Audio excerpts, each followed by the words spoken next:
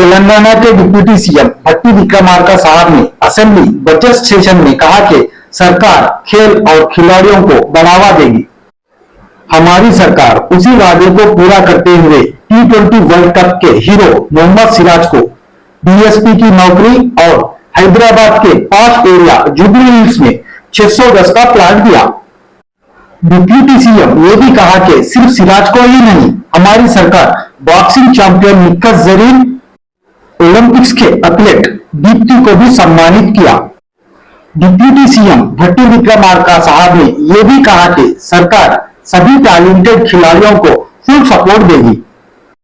मोहम्मद सिराज, दीप्ति, निक्कत जरीन के जैसा खेलोगे तो तेलंगाना का नाम सिर्फ देश भर में ही नहीं सारी दुनिया में चमकेगा।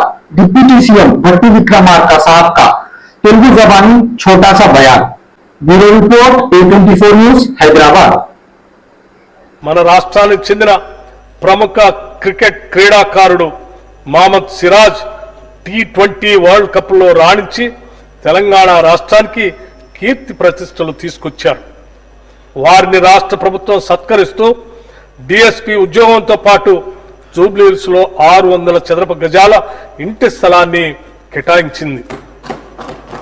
ఇక ఇస్తాంబుల్లో జరిగిన మహిళల ప్రపంచ బాక్సింగ్ లో వరల్డ్ ఛాంపియన్షిప్ సాధించిన నిఖిత్ జరీన్ ని మాల ప్రభుత్వం డిఎస్పీగా నియమిస్తూ ఉత్తర్వులు జారీ చేసింది।